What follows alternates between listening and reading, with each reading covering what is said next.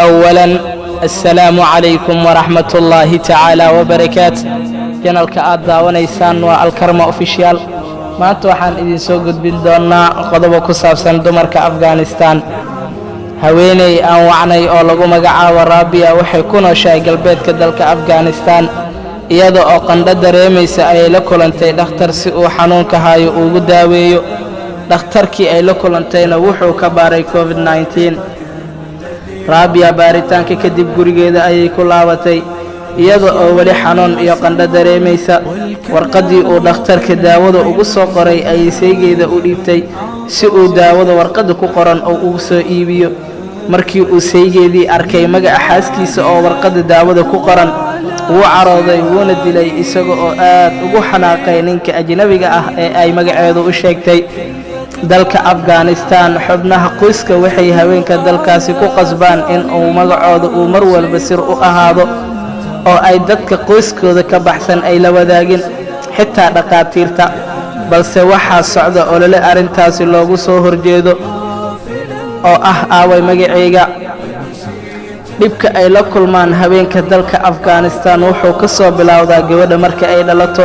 in gabadha magaca loo bixiyana sanado badan ay ku qaadataa gabadha marka la guursado waraaqadaha casuumada xafladeeda arooska xitaa magaceeda laguma casuumayo marka ay xanuunsatana looma ogolaanayo in ay magaceeda u sheegto dhakhtarka ay la kulmayso marka ay gabadha dhimatana magaceeda laguma qoro warqada cadeynta geerida iyo qaroobada midna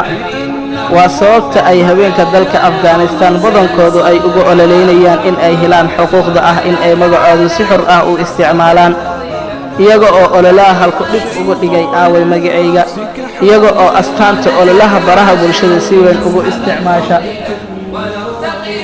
sharafta walaalkay aabahay iyo ninkayga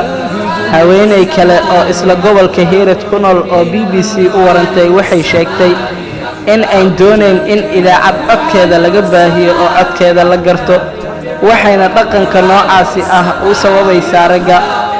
marka uu qof i weydiiyo in aan magacayga u sheego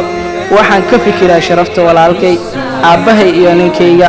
markaasaan u diidaa in aan magacayga u sheego ayay tiri waa inaynu isu aragnaa aabahay gabadhiis walaalkay walaashiis mustaqbalkana waxaan doonayaa inaan isu arko oorida saygayga iyo ilmahooyadeed dhashay sheekadan waa mid argagax leh balse ma ahan mid ka duwan wax wadankaasi Afghanistan ka dhaca haweenka oo magacoodu adeegsada ama la wadaago qof qoyskooda ka baxsan qayb badan ay dalka Afghanistan ka mid tahay waxa uu ka yahay ceeb rag badan oo dalka Afghanistan ku nool ma ogolo in ay magaalo faar sheegaan oo magaca gabdhaha la dhashay xaaskooda ama hooyadooda iyaga oo u arka in ay ceeb tahay sharciga dalka Afghanistan ayaa ogolaanaya warqada dhalashada in lagu qoro magaca aabaha والسلام عليكم ورحمة الله تعالى وبركاته